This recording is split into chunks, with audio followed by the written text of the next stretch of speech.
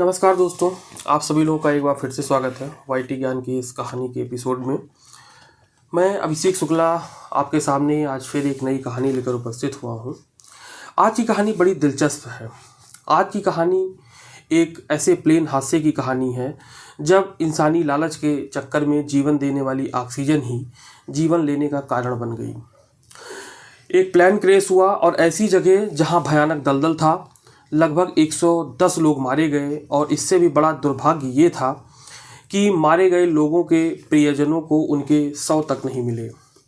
जिस दलदल में प्लेन गिरा था वो भरा था हजारों मगरमच्छों से, सांपों से, घड़ियालों से। इस वजह से कोई भी इंसान जिंदा नहीं बचा, इवन कि शव भी नहीं मिल पाए लोगों के। ये बात 1996 की है, जब अमेरिका के फ्लोरिडा राज्य की मायामी एयरपोर्ट है, तो वहाँ से दोपहर 2 बजे एक फ़्लाइट टेक ऑफ करती है। ये इस फ्लाइट का नंबर जो था वो था 592 और जो मॉडल था वो था मैकडोनल्ड डगलस DC-9। इस प्लेन की जो क्षमता थी वो 80 से लेकर 135 यात्रियों को कैरी करने की थी। मतलब एक बार में 80 पैसेंजर से लेकर 135 पैसेंजर इसमें ट्रेवल कर सकते थे।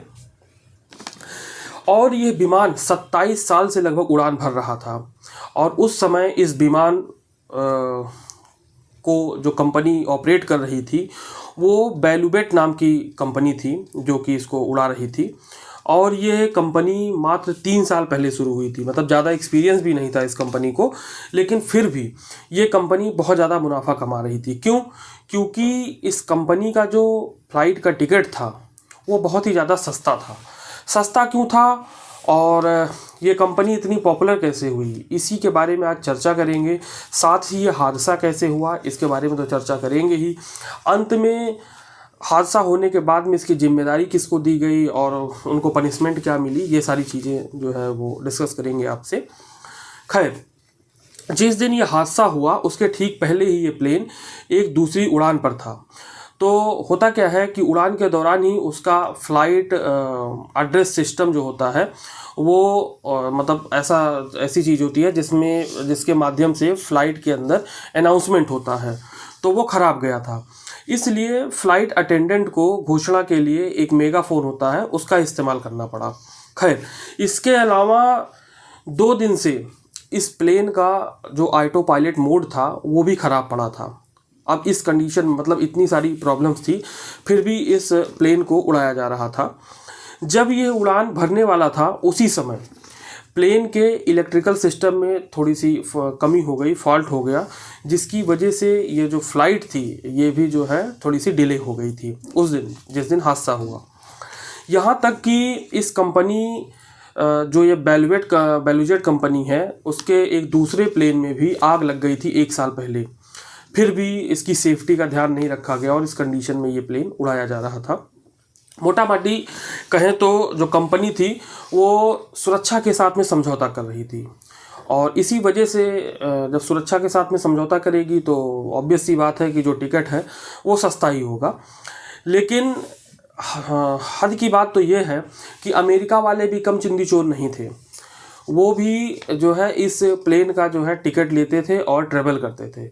यहाँ तक कि जिस दिन ये हादसा हुआ उस दिन ये जो फ़्लाइट थी वो पूरी भरी हुई थी। मतलब कि पैसेंजर को और क्रू मेंबर को मिलाकर टोटल इस फ़्लाइट में 110 लोग थे। और ये जो अपना प्लेन था, इस प्लेन के जो पायलट थी वो थी कैंडी क्यूबेक, और इस प्लेन के जो फर्स्ट ऑफिसर थे वो थे रिचर्ड हेजन। ये दोनों पायलट और फर्स्ट ऑफिसर खूब अनुभवी थे और इनको जो है बेलुजेट कंपनी के जो ख़राब प्लेन हैं इनको उड़ाने का बहुत अच्छा खासा तजुर्बा भी हो गया था, क्योंकि बहुत दिन से ये उड़ा रहे थे। ये फ़्लाइट जो थी वो 2:03 पर टेक ऑफ करती है और अगले 10 मिनट तक ये हवा में बिल्कुल आराम से उड़ती है, कोई दिक्कत नहीं होती। लेकिन 10 मिनट बाद 2:13 पर पायलट क्यूबेक को एक जोर का धमाका या आवाज़ सुनाई पड़ती है। जब क्यूबेक ये आवाज़ सुनते हैं तो वो जो रीजन रहते हैं, जो फर्स्ट ऑफिसर रहते हैं फ़्लाइट के, उनकी तरफ देखते हैं और उनकी तरफ देखते हैं तो दोनों के चेहरे जो है वो उन पे चेहरे पर टेंशन जो है वो साफ झलकती है, क्योंकि दोनों को लगभग पता लग चुका था कि कुछ ना कुछ तो गड़बड़ी है। और जब तक वो दोनों पायलट और फर्स्ट ऑफिसर्स कुछ समझ पाते, जो फ़्लाइट थी उसमें अचानक इमरजेंसी जो वार्निंग होती है वो जो है बजनी शुरू हो गई, और इमरजेंसी जो लाइटें थी वो जलनी शुरू हो गई प्लेन में। इस पर क्यूबेक ज़ोर से चिल्लाती हैं कि मतलब जब उन्होंने देखा कि ऐसी दिक्कत है तो वो ज़ोर से चिल्लाती हैं कि हम सब कुछ खो रहे हैं, मतलब सब कुछ हमारा जो है, हमारा जो कंट्रोल वगैरह है वो हम सब खो रहे हैं, हमें तुरंत अब मायामी एयरपोर्ट पर लौटना पड़ेगा। मतलब जहाँ से फ़्लाइट शुरू हुई थी, टेक ऑफ जहाँ से पे फ़्लाइट ने किया था, वहीं पर उनको जो है लौटना पड़ेगा। और इस तरीके से दोनों पायलट और फर्स्ट ऑफिसर दोनों बुरी तरीके से घबरा गए। पीछे मुड़ के देखते हैं तो कार्गो होल्ड में आग लगी थी, भयानक भीषण आग थी, और जिसकी वजह से जो धुआं था वो पूरे प्लेन में भर गया था। लोग कुछ समझ पाते, कुछ कर पाते, आग को देख लोगों ने देखा, धुएं को देखा, और जिसकी वजह से वो चिल्लाते हुए इधर उधर भागने लगे। उनके भी समझ में नहीं आ रहा था कि जाए कहाँ हम। तो इस स्थिति में पायलट जो क्यूबेक थी वो तुरंत मायामी एयरपोर्ट पर जो है वो फ़ोन लगाती हैं तुरंत, और मतलब अपने कम्युनिकेशन सिस्टम के थ्रू कनेक्ट करती हैं, और वहाँ पर जो कंट्रोलर रहते हैं उनसे वो कहती हैं कि हम मायामी एयरपोर्ट की तरफ लौट रहे हैं, क्योंकि यहाँ इस प्लेन में ऐसी ऐसी दिक्कत हो गई है। सारी सिचुएशंस वो बताती हैं। इस पर जो मायामी एयरपोर्ट का कंट्रोलर था वो कहता है कि ठीक है, आप जो है रनवे पर लैंड कराने की कोशिश करिए, आप वापस आइए, आप रनवे पर लैंड कराने की कोशिश करिए। हम हवाई अड्डे पर जो है वो फायर ट्रक और एम्बुलेंस वगैरह अरेंज करते हैं और उनको हम भिजवा रहे हैं तुरंत। ये बात होती है। इसके 15 सेकंड के बाद जो कंट्रोलर था वो कंट्रोलर से जो है उसका कनेक्शन जो है वो कट गया, मतलब बात होनी जो है बंद हो गई। रडार के थ्रू जब पता किया गया तो रडार के थ्रू जो रिपोर्ट मिली वो ये मिली कि बात होने के लगभग 1.5 मिनट तक प्लेन जो था वो हवा में उड़ता रहा, और फिर इसी दौरान वो गायब हो गया। जब आगे इन्वेस्टिगेशन की गई, जांच वगैरह की गई, तब पता चला कि आग लगने का जो कारण था वो प्लेन का, मतलब आग लगने के कारण जो प्लेन का कंट्रोल सिस्टम था वो बिल्कुल फेल हो गया था, और इस वजह से जो है प्लेन अपना बैलेंस खो चुका था। इस तरीके से अब जो प्लेन था आग लगने के बाद और कंट्रोल सिस्टम खोने के बाद प्लेन 12,000 फीट प्रति मिनट की गति से वो नीचे की तरफ गिर रहा था। जब प्लेन 900 फीट की ऊंचाई पर आया गिरते गिरते, तब ऐसा लगा जैसे कि कोई चमत्कार हो गया। ऐसा क्यों हुआ? क्योंकि प्लेन जो है वो बिल्कुल सीधा हो गया था और रनवे की दिशा में हो गया था। मतलब कि सब कुछ ऐसा लग रहा था कि सामान्य हो गया है और प्लेन जो है वो लैंड कर जाएगा, लेकिन ऐसा हुआ नहीं। अगले ही कुछ सेकंड के बाद प्लेन की जो नोक थी वो बिल्कुल नीचे की तरफ हो गई और प्लेन जो है वो गिरने लगा और अंत में जाकर ज़मीन से टकरा जाता है। टकराने के बाद वही कि जैसे ही टकराता है तो प्लेन के पास में बचाव दल जो पहले से उपस्थित रहता है वो लोग कोशिश करते हैं कि प्लेन के पास पहुँचें और पैसेंजरों को बचाएं। लेकिन जब वहाँ पर जाते हैं वो जहाँ पर प्लेन क्रैश हुआ था, तो ये देखते हैं कि वहाँ तो कुछ है ही नहीं। क्यों? क्योंकि जैसे पहले ही बात हो ही चुकी है कि जहाँ पर प्लेन गिरा था वो जगह जो है बिल्कुल दलदल थी और बिल्कुल वहाँ पर क्रोकोडाइल्स वगैरह और सांप वगैरह थे, है ना। तो दलदल में अगर कोई चीज़ आग गिरेगी तो वो बिल्कुल दिखती नहीं है, थोड़ी देर बाद वो उसी दलदल में समाहित हो जाती है। हालांकि ये जो प्लेन गिरा था वो एवरग्लैड्स नाम की एक जगह है फ्लोरिडा में, दक्षिणी फ्लोरिडा में, उसी जगह पर ये गिरा था जो कि फ्लोरिडा के दक्षिणी भाग में स्थित है और लगभग पानी से डूबा ही रहता है। और घड़ियाल, मगरमच्छ और सांप वगैरह यहाँ पर रहते ही हैं। दलदल में ये सारी चीज़ें ज़्यादा ही पाई जाती हैं। हालांकि फ्लोरिडा जो है ये घड़ियाल वगैरह पाए जाने और दलदली क्षेत्रों के लिए बहुत ज़्यादा फेमस भी है। अपने इस दलदली क्षेत्रों के लिए फ्लोरिडा फेमस भी है। खैर, तो ये कहानी थी और इस कहानी में जो है आपने देखा कि प्लेन जो है वो पूरी तरीके से दलदल में चला गया।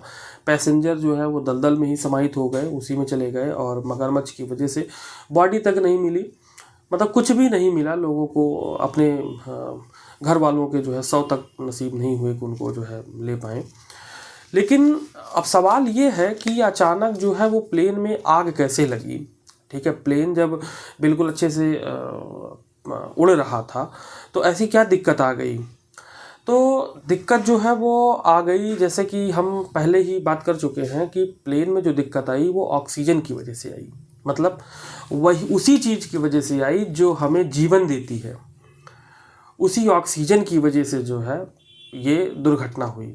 अब ये कैसे हुई, क्या है कहानी इसकी। तो असल में होता क्या है कि जो कार्गो कंपार्टमेंट था, उस कार्गो कंपार्टमेंट में ऑक्सीजन के जनरेटर रखे हुए थे। ऑक्सीजन, क्योंकि फ़्लाइट में जो है वो ऑक्सीजन पर्याप्त मात्रा में नहीं होती, क्योंकि ऊंचाई पर जब आप जाते हैं तो ऑक्सीजन की कमी हो जाती है। तो ऑक्सीजन की सप्लाई को सुनिश्चित करने के लिए प्लेन में जो है ऑक्सीजन प्रोवाइड कराई जाती है। तो जो प्लेन का कार्गो कंपार्टमेंट था उसमें ऑक्सीजन के जनरेटर रखे हुए थे। जैसा कि नाम से ही पता चल रहा है कि जनरेटर है तो कुछ ना कुछ तो जनरेट करेगा ही। तो वो ऑक्सीजन जनरेट कर रहा था और ऑक्सीजन जनरेट करने के काम भी आता था। इसके लिए ऑक्सीजन जनरेट करने के लिए इन सिलेंडरों में सोडियम क्लोरेट नाम का केमिकल भरा होता था और भरा हुआ था। और इसके अंदर, इस सिलेंडर के अंदर एक छोटी सी चिंगारी, हल्की सी चिंगारी जो है वो दी जाती थी, जिसकी वजह से उसमें सिलेंडर में रिएक्शन होता था। रिएक्शन होने के पश्चात जो सोडियम क्लोरेट है वो सोडियम क्लोराइड और ऑक्सीजन में टूट जाता है। जब सोडियम क्लोराइड और ऑक्सीजन में टूट जाता है तो वही ऑक्सीजन प्लेन के अंदर तो जो है वो भेजी जाती थी नली के थ्रू। और कुछ मास्क वगैरह जो है वो रखे जाते हैं, तो उन मास्कों तक भी उनकी सप्लाई होती है। हालांकि ये जो जनरेटर थे, इनको प्लेन की छत पर जो है एक जो है कंपार्टमेंट, प्लेन की छत पे कंपार्टमेंट जो होते हैं उनमें रखना चाहिए था। लेकिन इस घटना के दौरान ये जनरेटर उस प्लेन की छत के कंपार्टमेंट में नहीं, जबकि कार्गो कंपार्टमेंट में रखा मिला। क्यों? क्योंकि अच्छा, कार्गो कंपार्टमेंट की अगर बात की जाए तो कार्गो कंपार्टमेंट में कोई भी ज्वलनशील पदार्थ, इवन कि एक लाइटर तक रखने की परमिशन नहीं होती। इसके बावजूद ये ऑक्सीजन का सिलेंडर उसमें रखा गया था। ठीक है, वैसे पूरी कहानी जो हुई, ये जो घटना हुई, अगर एक तरीके से कहा जाए तो पैसे बचाने के चक्कर में और लापरवाही की वजह से हुई। इवन ये कि जो जनरेटर रखे गए थे उसमें सेफ्टी कैप भी नहीं लगाया गया था, ये कंडीशन थी। हुआ ये कि दरअसल कंपनी ने ये गलती की कि ऑक्सीजन से भरे जो जनरेटर हैं उनको कागज़ और बबल रैप से भरे हुए बक्सों में रखा और उनके ऊपर ऑक्सीजन कैनिस्टर का वो जो है पर्चा चिपका तो दिया, लेकिन साथ में ये लिखा कि ये खाली है, जबकि ये सिलेंडर खाली नहीं था, केमिकल से भरा हुआ था।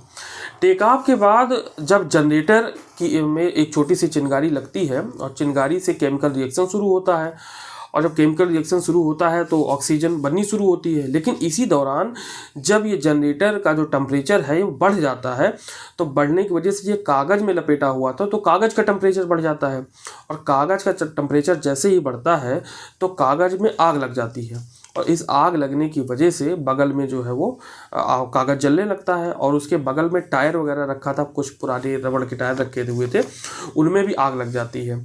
और जब रबड़ के टायरों में आग लगती है तो ये भयानक जो है वो हादसा, मतलब भयानक तरीके से आग जो है वो प्लेन में फैल जाती है, और प्लेन में फैलने के बाद में पूरे प्लेन में धुआं हो जाता है और कंट्रोल सिस्टम खो जाता है। ये जो प्लेन गिरा था, जो ये हादसे की जानकारी है, तो हादसे की जानकारी इस तरह से पता लगी कि प्लेन दलदल में गिरा था, वहाँ कुछ मिला तो नहीं, कोई पैसेंजर नहीं वहाँ पे सुरक्षित मिले। लेकिन जो प्लेन का डेटा रिकॉर्डर था वो बहुत ही मुश्किल से ढूंढा गया, और उस डेटा रिकॉर्डर में जो डेटा सारे रिकॉर्ड हुए थे उन्हीं के आधार पर जांच की गई, और ये इस नतीजे पर पहुंचा गया कि जो प्लेन में आग लगी थी वो इसी कारण से लगी थी। खैर, इस हादसे में कोई बचा नहीं, जैसे कि बात हो ही चुकी है, 110 लोग मारे गए थे। पूरी तहकीकात के बाद जो दुर्घटना हुई थी उसकी जिम्मेदारी 3 संस्थाओं को दी गई, मतलब 3 लोग जो है इसमें, 3 संस्थाएं इसमें कल्प्रिट जो है वो ठहराई गई। पहली थी वो वैल्यूजेट कंपनी जो इस प्लेन का संचालन करती थी। दूसरी थी सेवरटेक कंपनी। सेवरटेक कंपनी के बारे में बता दें, ये वो कंपनी थी जो बेलुजेट कंपनी के विमानों के मेंटेनेंस का ख्याल रखती थी। मतलब बेलुजेट कंपनी के विमानों के मेंटेनेंस की जिम्मेदारी इसी सेवरटेक कंपनी के पास में थी। तो ये भी जो है दोषी करार दी गई। और तीसरा संस्था जो करार दी गई वो FAA मतलब फेडरल एविएशन एजेंसी, मतलब ये कह लें तो अमेरिका का नागरिक उड्डयन मंत्रालय इसमें जो है कल्प्रिट पाया गया, दोषी पाया गया। 1996 की ये घटना थी और 1997 में अदालत ने मेंटेनेंस कंपनी के 3 लोग, वही मेंटेनेंस कंपनी सेवरटेक कंपनी, तो सेवरटेक कंपनी के 3 लोगों को दोषी करार दिया और कंपनी पर 100 करोड़ रुपए का जुर्माना लगाया। बेलुवेट कंपनी बाद में, मतलब बेलुवेट कंपनी के जितने भी सारे प्लेन थे उन सारे प्लेन को ग्राउंड कर दिए गए, मतलब अब ये उड़ान नहीं भरेंगे, ऐसा कोर्ट का ऑर्डर आया। हालांकि बाद में बेलुवेट कंपनी को पुनः जो है उड़ान भरने की मंजूरी मिल गई कि वो प्लेनों को ऑपरेट कर सकते हैं। लेकिन हुआ ये कि लोगों का अब बेलुवेट कंपनी से विश्वास उड़ गया था, अब वो यकीन नहीं करते थे इसकी सेफ्टी वगैरह के चक्कर में। तो ये कंपनी कुछ दिन तक चली, लेकिन पैसेंजर ना मिलने की वजह से कंपनी घाटे में आ गई। बाद में किसी एक दूसरी कंपनी ने इसको खरीद लिया। तो इस बेलुवेट कंपनी की ये कहानी रही। लेकिन ये जो केस है वो केस मतलब 110 लोगों की जाने गई, इस वजह से तो मशहूर है ही, लेकिन ये जो केस है ये एक अन्य कारण से भी मशहूर है। वो कारण ये है कि इसमें जो बेलुवेट कंपनी थी, उस बेलुवेट कंपनी के 3 लोगों को जो जिम्मेदार करार दिया गया था, उसमें से एक जो मैकेनिक था जिसको सज़ा मिली थी, वो 27 सालों से आज भी फरार है। लगभग 27-28 साल हो गए, वो आज भी फरार है। और FBI ने उसके सर पर 8 लाख रुपए का इनाम रखा हुआ है कि अगर ये व्यक्ति मिल जाए तो जो पकड़ के इस व्यक्ति को देगा उसको 8 लाख रुपए का इनाम मिलेगा। लेकिन ये व्यक्ति आज तक हाथ नहीं आया अमेरिकी एजेंसी के। तो खैर, तो ये कहानी रही आज की एक बहुत ही पेनफुल प्लेन क्रैश की, जो कि हमने आपके समक्ष रखी। उम्मीद है कि आपको ये कहानी पसंद आई होगी और मैं जल्द ही आपसे एक नई कहानी में मिलूँगा। तब तक के लिए नमस्कार, शुभ रात्रि।